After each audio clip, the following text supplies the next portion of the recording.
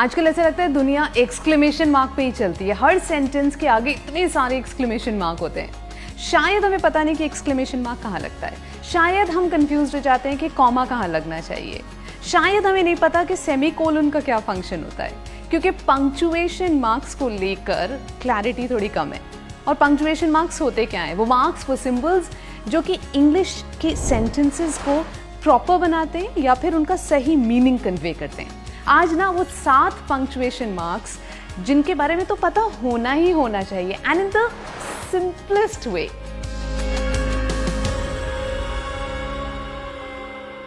सबसे पहले ये समझना है कि कुछ टर्मिनल पंक्चुएशन मार्क्स होते हैं, कुछ पंक्चुएशन मार्क्स होते हैं फॉर पॉजेज।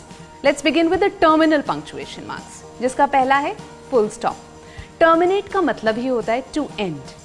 एक सेंटेंस को जब हमें एंड करना है तो हम उसके आखिर में फुल स्टॉप लगाएंगे, यानी कि सेंटेंस कंप्लीट हो गया, वो आइडिया अपने आप में पूरा है। फुल स्टॉप लगाने के बाद जो अगला सेंटेंस शुरू होगा वो कैपिटल लेटर से शुरू होगा। Now important to note, British English में इसे फुल स्टॉप कहते हैं, अमेरिकन इंग्लिश में इसे पीरियड कहते हैं। तो कई बार हम देखते हैं ना, लिखते हैं लोग I am going to the market period, यानी कि that's it, I don't want to hear anything further. So period American English में फुल स्टॉप को ही कहते हैं। अब इसके एग्जाम्पल्स क्या होंगे? I am going to the market, full stop.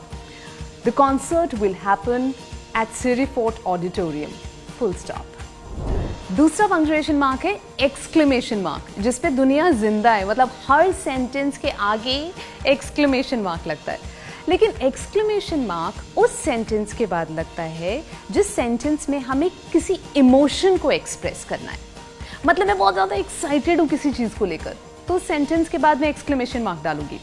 मतलब एक तरह से मैं ये भी कह सकती हूँ आई got the concerts ticket. Now इसके बाद फुल स्टॉप है तो एक नॉर्मल सा सेंटेंस है। लेकिन अगर मैं बोलूँ I got the concert tickets, तो मैं फुल स्टॉप नहीं लगाऊंगी, मैं एक्सक्लेमेशन मार्क लगाऊंगी, because I am excited to get the concert tickets. या फिर I hate you, now anger, that's an emotion, तो आई हेट यू के बाद फुल स्टॉप नहीं, एक्सक्लेमेशन मार्क आएगा। तो हर वो आइडिया, हर वो सेंटेंस जिसमें मुझे किसी इमोशन को कन्वे करना है, उसके आखिर में एक्सक्लेमेशन मार्क आता है। सबसे आसान terminal punctuation mark is a question mark. हर वो सेंटेंस जिसमें एक सवाल है, उसके एंड में क्वेश्चन मार्क आएगा। When would the mother visit us, माँ कब आएगी? या फिर what is your name, question mark. By the way, comment section में आप मुझे बता सकते हैं आपका नाम क्या है। कुछ पंक्चुएशन मार्क्स होते हैं जो वहां पे इस्तेमाल होते हैं जहां पे एक नेचुरल पॉज आता है। कॉमा को लेकर बहुत कंफ्यूजन है, कॉमा कहाँ पे लगेगा? तो मोटा मोटा रूल ये है कि जहां पे भी हम एक नेचुरल सा पॉज लेते हैं वहां पे कॉमा आएगा। ऑफ कोर्स लिखते वक्त हम कॉमा लगाएंगे। जहाँ पे बहुत सारे वर्ड्स हैं जिनको हमें अलग अलग करना है, या फ्रेजेस हैं जिनको हमें अलग अलग करना है। I danced with Shilpa, Rohan, Rohit and Mansi. तो शिल्पा के बाद कॉमा आएगा, रोहन के बाद कॉमा आएगा, रोहित के बाद कॉमा आएगा, एंड मानसी, फुल स्टॉप। जहाँ पे एक फुल सेंटेंस है लेकिन उसके साथ हमने एक और वर्ड लगाया है जो शायद हमारी ओपिनियन है या हमारा रिएक्शन है। Fortunately, comma, he went to the hospital. अब ये जो फॉर्चुनेटली है, ये राइटर का या जो बोल रहा है उसका ओपिनियन है, तो इसके बाद, इस एक्स्ट्रा वर्ड के बाद भी कॉमा लगेगा। जब हम किसी को एड्रेस कर रहे हैं, जैसे sir can I take this chair, तो सर के बाद भी कॉमा लगेगा। Can I take this chair के बाद क्वेश्चन मार्क लगेगा। या फिर मैम के बाद हमेशा कॉमा लगेगा, ma'am can you please explain this once more. तो ये 3 जगहें जहाँ नेचुरल पॉजेज आ रहे हैं, यहाँ पे कॉमा लगेगा। कभी ना कभी जिंदगी में आपने भी ये खुद से कहा होगा कि यार ये सेमीकोलन किस बला का नाम है, क्यों लगता है सेमीकोलन क्यों बनाया गया? वो एक फुल स्टॉप और उसके नीचे छोटा सा कॉमा है ना, हमेशा कंफ्यूजन रहती है। और शायद हम कभी सेंटेंसेस में इस्तेमाल भी नहीं करते क्योंकि पता ही नहीं कहाँ आना है ना। एक्चुअली ये जो मार्क है ना, ये जो सिंबल है, इसमें ही छुपी हुई है इसकी कहानी, इसकी वजह। इसमें एक फुल स्टॉप है और एक छोटा सा कॉमा है, यानी कि ये फुली उस सेंटेंस का एंड भी नहीं है और वो हल्का सा पॉज करके दूसरे सेंटेंस की तरफ बढ़ रहा है। सेमीकोलन हमेशा 2 ऐसे सेंटेंसेस के बीच में आता है जिनका आपस में एक रिलेशन है, वो क्लोजली रिलेटेड सेंटेंसेस के बीच में आता है। हालांकि वो दो सेंटेंसेस अपने आप में कंप्लीट हैं, लेकिन उन दोनों का गहरा रिश्ता है। जैसे कि अगर मैं बोलूं I love desserts, ice cream is my favourite, so I love desserts के बाद आ जाएगा सेमीकोलन और आइसक्रीम इज माई फेवरेट के बाद फुल स्टॉप। या फिर I love all seasons, monsoon is my favourite, so I love all seasons के बाद आएगा semicolon, monsoon is my favourite. Please आप भी यूज कीजिएगा तो मुझे ऐसा लगेगा कि आपको भी क्लैरिटी आ गई। सेमीकोलन का मतलब ये होता है कि कोलन भी आएगा।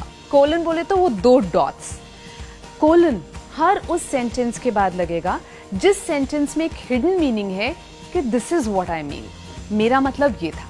जैसे हम कहते हैं ना कि you know what you should do, colon practice. या फिर सिंपलेस्ट है ना, आंसर्स हम लिखा करते थे, this science project would need the following, colon a scale, a sharpener, a compass, a whatever. So we are outlining the things. So जहाँ जहाँ पे हमें ये बताना है कि इस सेंटेंस का मतलब ये है, उसके बाद कोलन आएगा और फिर हम बताएंगे this this this this this. So वहाँ पे आएंगे वो दो डॉट्स जिनको हम कहते हैं कोलन।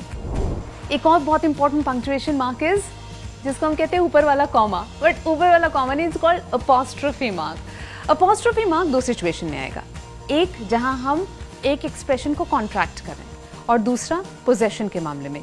कॉन्ट्रैक्ट कर रहे हैं मतलब I am going to the church. I am going to the church को जब मैं आई अपॉस्ट्रोफी मार्क एम कर दूंगी, I am going to the church, वहां पे ऊपर आएगा अपॉस्ट्रोफी मार्क। तो मैंने वहां कॉन्ट्रैक्ट कर दिया ना, एम की जगह ए हटा दिया और ऊपर वो अपॉस्ट्रोफी लगा के एम लगा दिया। सो यहां पे मैंने कॉन्ट्रैक्ट किया है। It is not going to work. It isn't going to work. Is not को मैंने कॉन्ट्रैक्ट किया है, वहां पे ऊपर अपॉस्ट्रोफी मार्क आएगा। दूसरी सिचुएशन जब हम एक पोजेशन वाले रेफरेंस के साथ कह रहे हैं, उसका brothers boss is not well, brothers brother का बॉस, राइट? तो brother apostrophe S would it's basically you know I'm talking about उसका ब्रदर के साथ ताल्लुक है। इट इज नॉट ब्रदर्स, बहुत सारे भाई वाला नहीं है, यहाँ पे अपॉस्ट्रोफी आ रहा है। भाई का boss is not well. Anna's mom went to the hospital. Anna's, Anna ANNA apostrophe S। So जहाँ पे भी मार्क ऑफ पोजेशन चाहिए या फिर मार्क ऑफ कंट्रैक्शन चाहिए, वहाँ पे लगेगा अपॉस्ट्रोफी मार्क। तो ये 7 मेन पंक्चुएशन मार्क्स हैं जिन्हें सबसे ज़्यादा इस्तेमाल किया जाता है, मगर इससे भी ज़्यादा पंक्चुएशन मार्क्स हैं जो मैं आपको एक्सप्लेन कर सकती हूँ। अगर आप चाहें तो कमेंट सेक्शन में मुझे लिख के बता दीजिएगा। और हाँ, प्लीज़ इसको ज़रूर प्रैक्टिस कीजिएगा, वरना क्लैरिटी का कोई फ़ायदा नहीं होगा।